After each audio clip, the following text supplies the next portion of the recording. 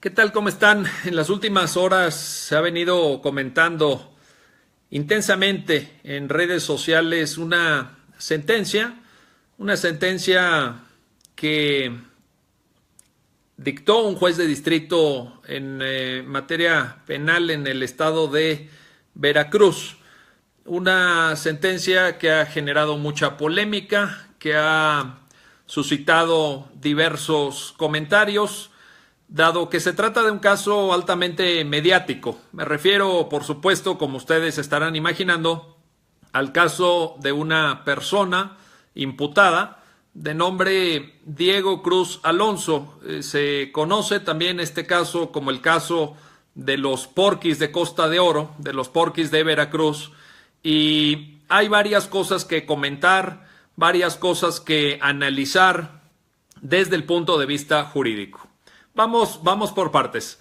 La primera sorpresa que me llevé al revisar los comentarios en redes sociales acerca de esta sentencia es que muchas personas basaron, incluso juristas, abogadas, abogados, profesores y profesoras de destacadas universidades aquí en la Ciudad de México o en otras ciudades, basaron sus comentarios y sus análisis del caso en notas periodísticas. Esto es, yo estimo que para poder criticar una sentencia, para poder analizar una sentencia, pues se tiene que haber leído esa sentencia. Me parece una falta de profesionalismo muy importante que se haya criticado al juez de distrito que emite el fallo en cuestión sin haber leído la sentencia, simplemente a partir de notas de prensa, a partir de la interpretación que de la sentencia hicieron periodistas, comunicadores que no son especialistas en derecho,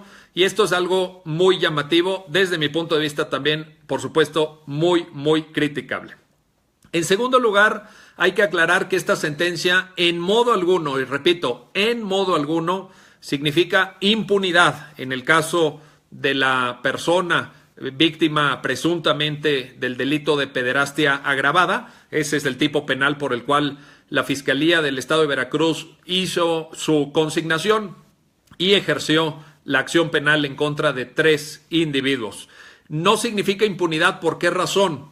Porque la sentencia es una sentencia que recae a la promoción de un amparo indirecto y frente a la resolución del juez de distrito cabe interponer, y entiendo que ya se interpuso por parte de la propia Fiscalía de Veracruz el recurso de revisión. Así que, en definitiva, será un tribunal colegiado de circuito el que decidirá si esta persona quejosa, Diego Cruz Alonso, debe o no de seguir en prisión. La sentencia por sí misma, en el momento en que se dicta, no genera que Diego Cruz Alonso sea puesto en libertad. Ahora, después de estos dos comentarios iniciales respecto a la falta de rigor y profesionalismo consistente en el hecho de que profesores, juristas que se dicen sabedores del derecho se hayan pronunciado sobre una sentencia sin leerla, lo cual me parece gravísimo, y dos, que hayan habido tantos y tantos comentarios hablando de la impunidad que implica esta sentencia cuando es todo lo contrario en términos estrictamente jurídicos. Vamos un poquito al contenido de la propia sentencia. El artículo 182 del Código Penal de Veracruz, cuando refiere el delito de pederastia, señala una serie de circunstancias concurrentes que se deben acreditar a efectos de que se verifique el ilícito previsto por la ley. Señalaría 3 que vale la pena destacar. En primer lugar, el artículo 182 del Código Penal de Veracruz dice que para que haya pederastia se requiere un abuso sexual sobre un menor. El sujeto pasivo del delito debe ser de un menor. En segundo lugar, que este abuso sexual agravie a la integridad moral del sujeto pasivo. Y en tercer lugar, que se realice aprovechando la ignorancia, la indefensión o la extrema necesidad económica o alimentaria del propio sujeto pasivo. Pues bien, el juez de distrito en cuestión, el autor de la sentencia, de este conjunto de elementos que se desprenden de un tipo penal complejo, como ustedes pueden revisar si leen el artículo 182, toma dos circunstancias concretas y con ello va construyendo su razonamiento jurídico.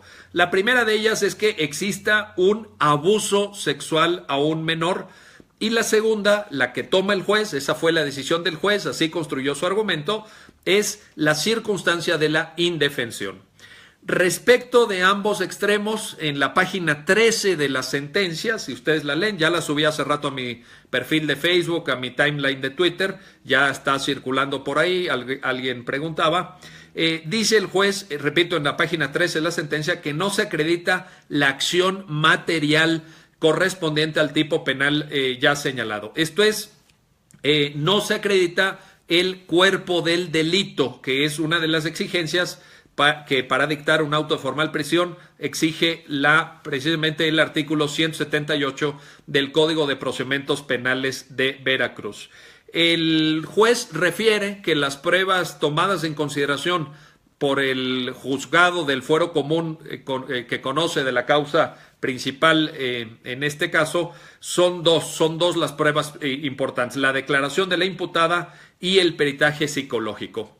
Respecto al peritaje psicológico, cabe también anotar el hecho de que señala el propio juzgador que es un peritaje que se refiere en general a una posible afectación psicológica de la víctima, pero que no hace referencia específica a un hecho concreto que pudiera derivar de la conducta del quejoso en el amparo. Es decir, el peritaje psicológico refiere sencillamente que la víctima efectivamente muestra una afectación psicológica y que pudiera esa afectación psicológica ser el producto o ser el resultado de las acciones que la víctima refirió.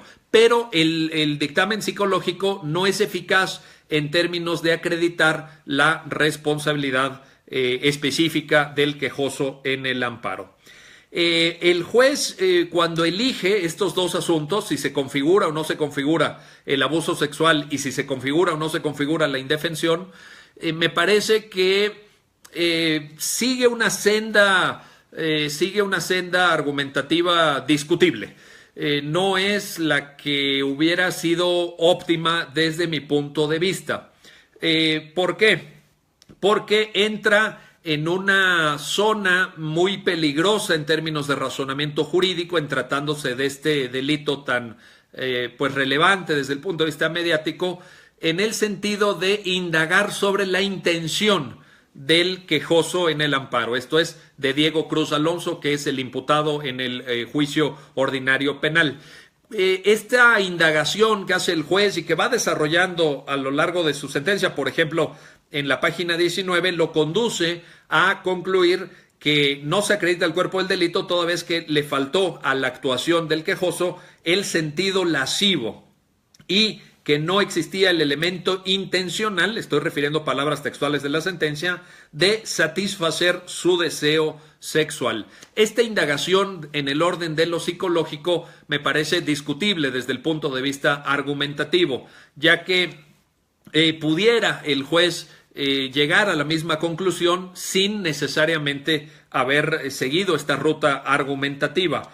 Creo yo que, bueno, y por ejemplo, respecto de lo segundo, respecto de que tiene por acreditada la indefensión, el juzgador refiere que tan es así que la menor víctima presuntamente del delito se pudo cambiar de lugar en el vehículo en el que se encontraba. Es decir, el vehículo arranca, el vehículo está afuera de una discoteca, como dicen los jóvenes, de un antro.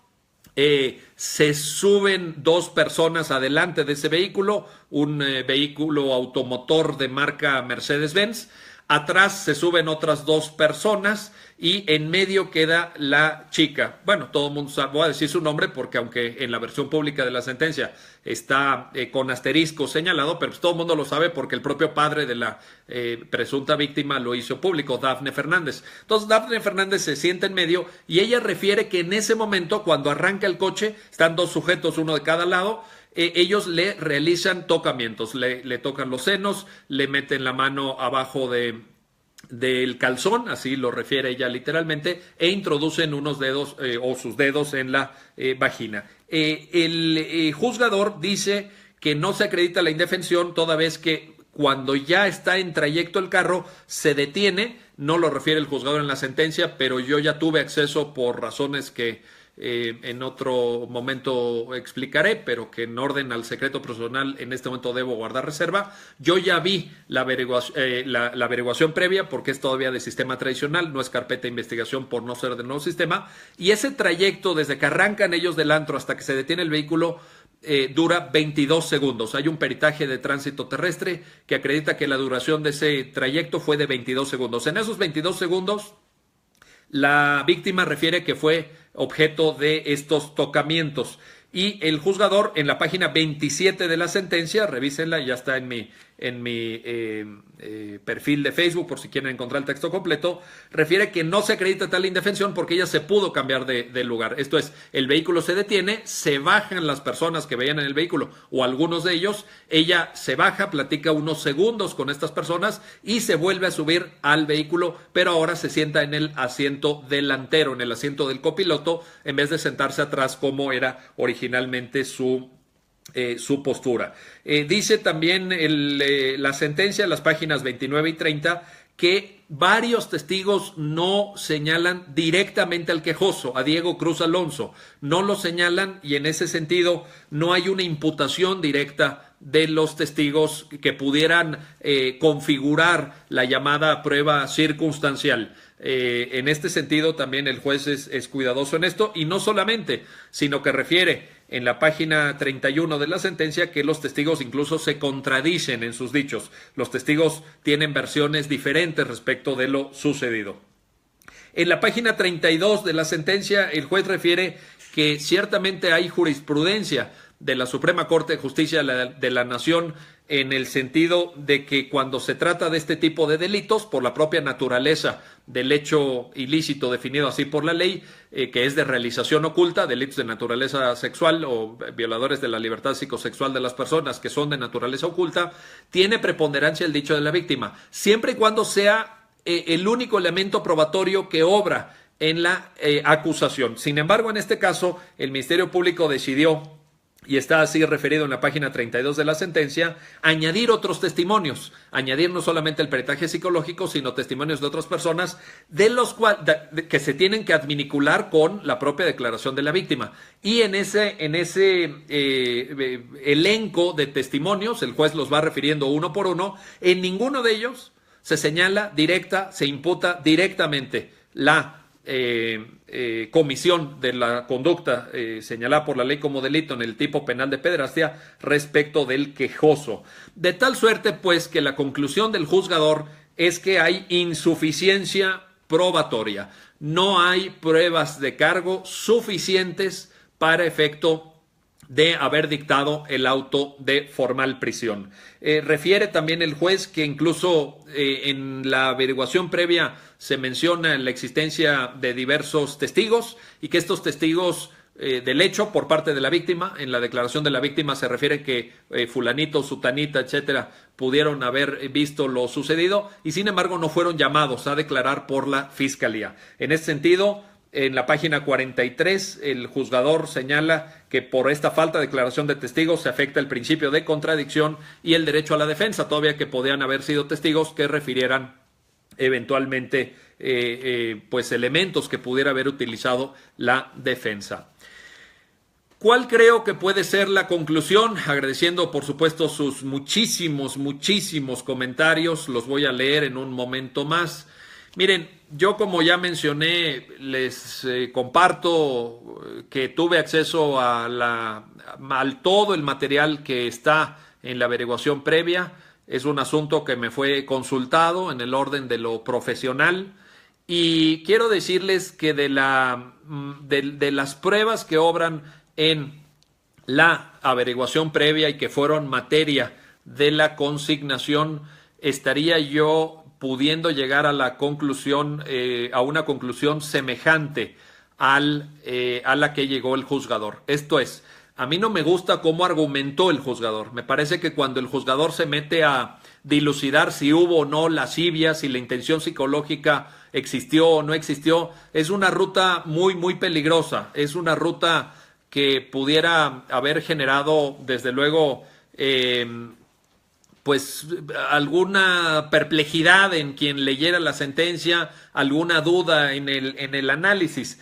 Sin embargo, en lo que sí estoy de acuerdo con el juez es que en que no hubo suficiencia probatoria por parte de la autoridad ministerial, que tiene que realizar todos los actos debidos y exigidos por el artículo 19 de la Constitución y los artículos correlativos, particularmente el 178 del Código de Procedimientos Penales del Estado de Veracruz.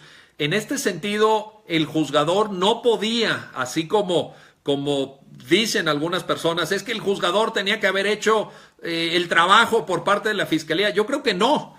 Yo creo que el juzgador no puede. Se trata de un proceso regido bajo la lógica acusatoria. Esto es, hay un órgano del Estado que acusa, que formula una acusación, y un órgano del Estado que revisa los términos de esa acusación, que se llama un juzgador, y más un juzgador de amparo.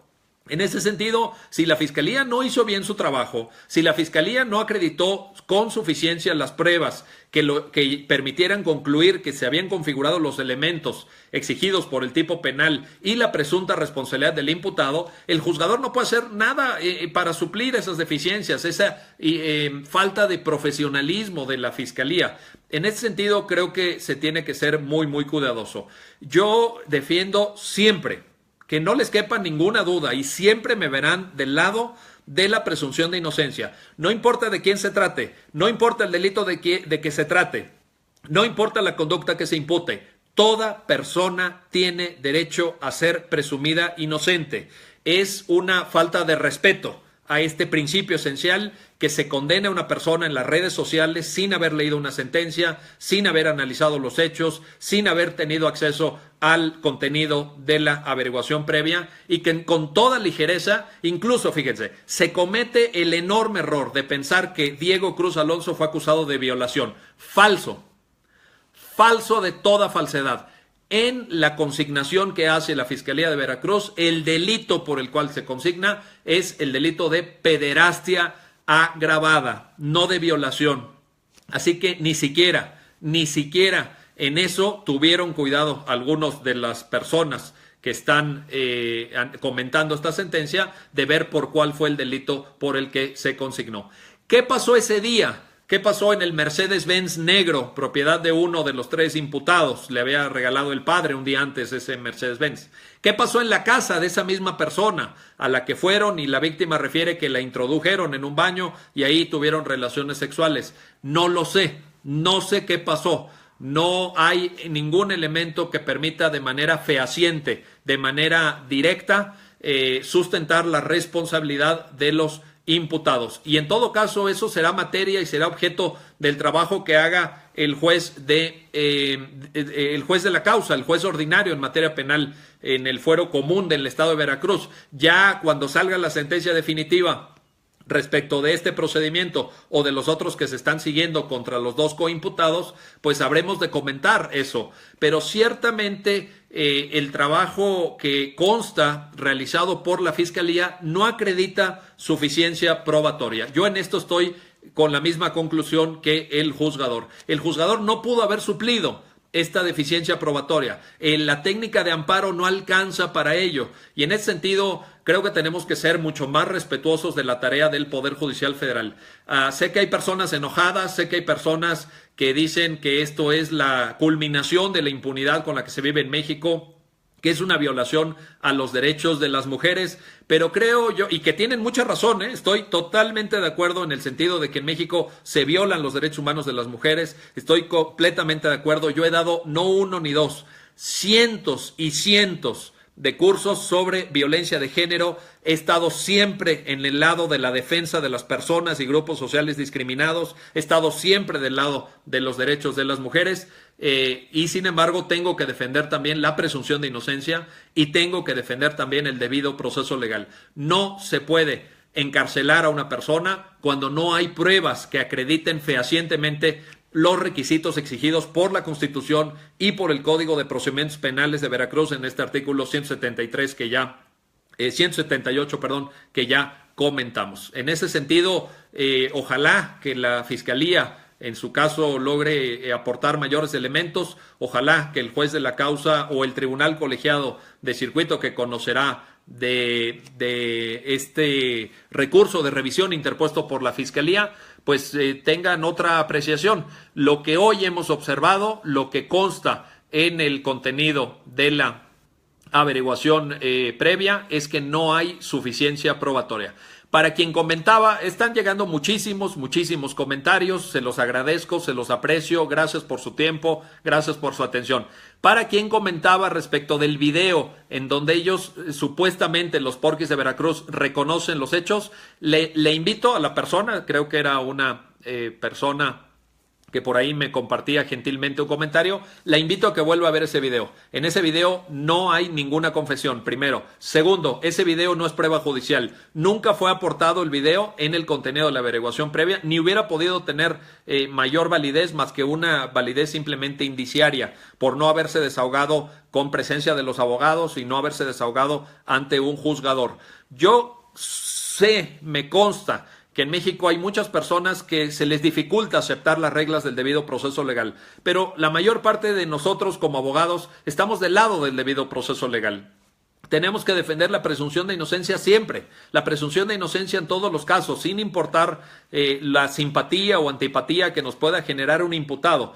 Toda persona se presume siempre inocente. En ese sentido, les diría como conclusión, agradeciendo desde luego su atención y su tiempo, tómense un tiempo para leer la sentencia, tómense un tiempo para reflexionar sobre el papel del juzgador en amparo, tómense un tiempo para reflexionar sobre los juicios mediáticos que emiten veredictos en Facebook y en Twitter sin haber revisado el material probatorio importante, sin haber reflexionado. Hagan conciencia sobre lo absurdo que es que una sociedad se tire de cabeza en defensa de los derechos de las víctimas del delito sin a la vez respetar el debido proceso legal y sin tomar en cuenta la presunción de inocencia. Seamos congruentes, apeguémonos al Estado de Derecho. En este sentido, creo que la exhibición al juzgador, creo que los insultos a un juzgador federal, a un funcionario federal de quien no tenemos ningún elemento para suponer que está haciendo mal su trabajo, aquellos señalamientos que dicen que seguramente hubo corrupción por el poco tiempo que se tardó el juzgador en dictar sentencia. Caramba, pues ¿quién los entiende? ¿Quién los entiende? ¿Cuántas veces no nos quejamos de que la justicia en México llega muy despacio, llega muy lento? Y ahora que un juzgador hace bien su trabajo y en el curso de 6 semanas dicta una sentencia de amparo, ojo, indirecto, contra auto de formal prisión, ahora nos parece sospechoso que sí se imparta en tiempo la justicia. Bueno, entonces, ¿quién los entiende? Si se tardan mucho, porque se tardan mucho. Si van muy rápido, porque agarraron lana. Yo creo que no es responsable esto. Yo creo que tenemos que ser muy serios. Creo que tenemos que analizar con el debido cuidado y evitar hacer juicios mediáticos, evitar convertirnos en juzgadores de Facebook y Twitter, porque esto no sirve a la justicia y no sirve a la causa del Estado de Derecho en México. Así que ya lo saben, gracias por su atención. Coincido con el juez, no hay pruebas. No hay pruebas, perdónenme, se enoje quien se enoje, sé que no les va a gustar a muchos lo que estoy diciendo, pero en el material ofrecido por la Fiscalía no hay pruebas suficientes para acreditar el cuerpo del delito y la probable responsabilidad, y no es constitucional el auto de formal prisión que dictó el juez de la causa, el juez original del fuero común en el estado de Veracruz. Tiene toda la razón el juez de distrito, hizo una buena conclusión. No estoy de acuerdo, ya lo dije y lo voy a señalar otra vez para efectos de que no tengan ninguna duda, en la argumentación que usó.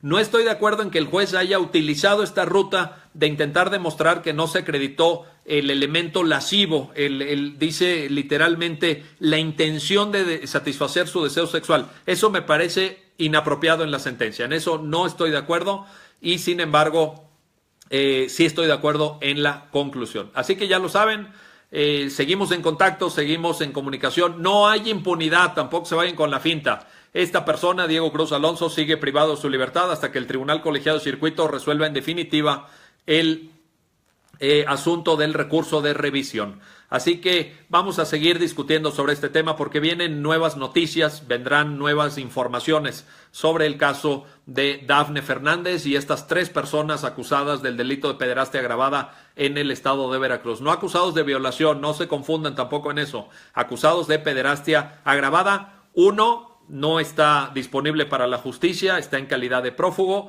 2 de ellos están ya privados de su libertad con la medida cautelar de la prisión preventiva y sujetos vinculados a proceso con auto de formal prisión. Así que de este tema seguiremos hablando. Ya lo saben. Gracias por su atención. Muy buenas noches. Seguimos estando en contacto en redes sociales. Me pueden seguir en Twitter, en mi canal de YouTube. Me pueden seguir también en Facebook, en Instagram. Estamos en todos lados y en mi página web miguelcarbonell.com y www.centrocarbonell.mx. Muchísimas gracias. Gracias por sus comentarios. Los voy a revisar en un momento más.